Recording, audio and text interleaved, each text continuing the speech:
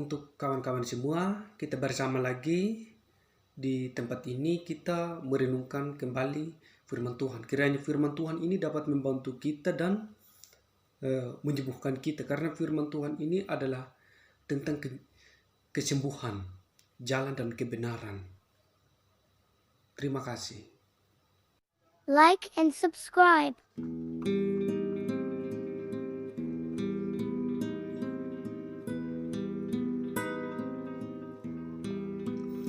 Salam, kita kembali lagi untuk membaca dan merenungkan sama-sama tentang kebenaran firman Tuhan, yaitu ayat-ayat Alkitab tentang kesembuhan dan mengantarkan kita ke jalan dan kebenaran Kristus. Seperti yang tertulis Roma 10 ayat 17, jadi iman kita timbul dari pendengaran dan pendengaran oleh firman Kristus. Biarkanlah dengan merenungkan ayat Alkitab tentang kesembuhan ini, iman timbul dalam hati kita untuk mempunyai Tuhan kita yang Maha Kuasa, yang mampu dan mau untuk menyembuhkan segala penyakit kita. Apakah mujizat kesembuhan masih terjadi sekarang ini? Jawabannya ya. Artinya Allah kita adalah Allah yang konsisten. Di zaman dahulu kala Ia menyembuhkan, saat ini masih menyembuhkan, di masa depan juga Ia tetap akan menyembuhkan. Haleluya. Mari kita memulai dengan ayat-ayat Alkitab merenungkan. Ibrani 13 ayat 8, Yesus Kristus tetap sama baik kemarin maupun hari ini dan sampai selama-lamanya. Keluaran 15 ayat 26, firman-Nya, jika kamu sungguh-sungguh mendengarkan suara Tuhan Allahmu dan melakukan apa yang benar di matanya dan memasang telingamu kepada perintah-perintahnya dan tetap mengikuti segala ketetapannya, maka aku tidak akan menimpakan kepadamu penyakit manapun yang telah kutimpakan kepada orang Mesir, sebab aku tuntunlah yang menyembuhkan engkau.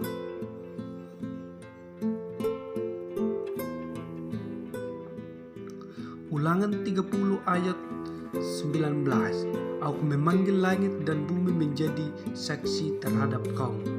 Pada hari ini kepadamu ku perhadapkan kehidupan dan kematian, berkat dan kutuk. Pilihlah kehidupan supaya engkau hidup, baik engkau maupun keturunanmu.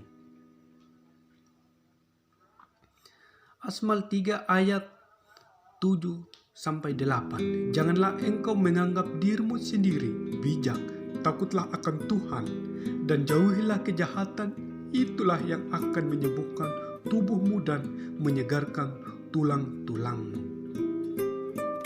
Asmal 17 ayat 22, hati yang gembira adalah obat yang manjur, tetapi semangat yang patah mengeringkan tulang. Yesaya 53 ayat 4-5, tetapi sesungguhnya penyakit kitalah yang ditanggungkan dan kesengsaraan kita yang dipikulnya, padahal kita mengira dia kena tulah, dipukul dan ditindas Allah, tetapi dia tertikam oleh karena pemberontakan kita, dia diremukkan oleh karena kejahatan kita, ganjaran yang mendatangkan keselamatan bagi kita ditimpakan kepadanya, dan oleh bilur-bilurnya kita menjadi sembuh. Yeremia 17 ayat 14, sembuhkanlah aku, ya Tuhan, maka aku akan sembuh, selamatkanlah aku, maka aku akan selamat, sebab engkaulah kepujianku.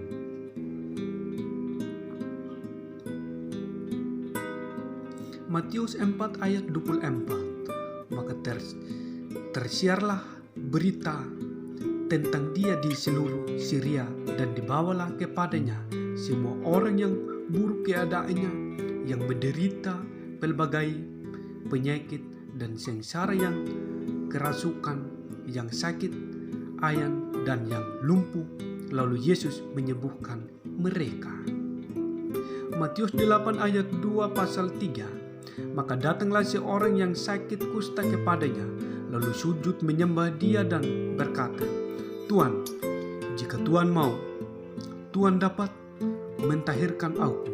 Lalu Yesus mengujurkan tangannya menjamah orang itu dan berkata, "Aku mau, jadilah engkau tahir." Seketika itu juga tahirlah orang itu daripada kustanya. Matius 8 ayat 5 pasal 7. Ketika Yesus masuk ke Kapernaum, datanglah seorang perwira mendapatkan dia dan memohon kepadanya, "Tuan, hambaku terbaring di rumah karena sakit lumpuh dan ia sangat menderita." Yesus berkata kepadanya, "Aku akan datang menyembuhkannya." Matius 8 ayat 17. Hal itu terjadi supaya geneplah firman yang disampaikan oleh Nabi Yesaya. Dialah yang memikul kelemahan kita dan menanggung penyakit kita.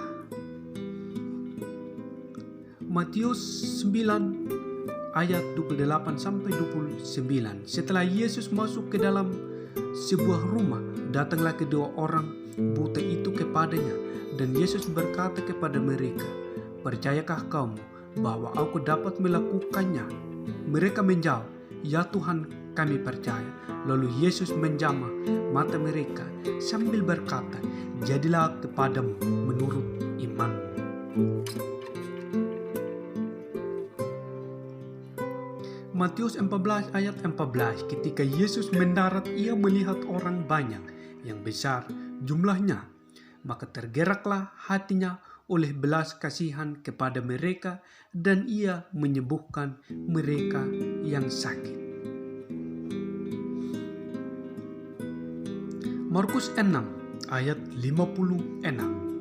Kemanapun ia pergi, ke desa-desa, ke kota-kota, atau ke kampung-kampung, orang meletakkan orang-orang sakit di pasar dan memohon kepadanya supaya mereka diperkenankan hanya menjamah jubah-jubahnya saja, dan semua orang-orang menjamahnya.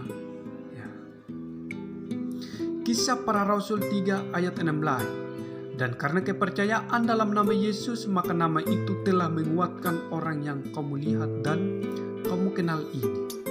Dan kepercayaan itu telah memberi kesembuhan kepada orang ini di depan kamu semua. Yakobus 5 ayat 14 sampai 16. Kalau ada seseorang di antara kamu yang sakit, baiklah ia memanggil para panutua jemaat supaya mereka mendoakan dia serta mengolesnya dengan minyak dalam nama Tuhan, dan doa yang lahir dari iman akan menyelamatkan orang sakit itu, dan Tuhan akan membangunkan dia. Dan jika ia telah berbuat dosa, maka dosanya itu akan diampuni. Karena itu hendaklah kamu saling mengaku dosamu dan saling mendoakan supaya kamu sembuh. Doa orang yang benar bila dengar yakin didoakan sangat besar kuasanya.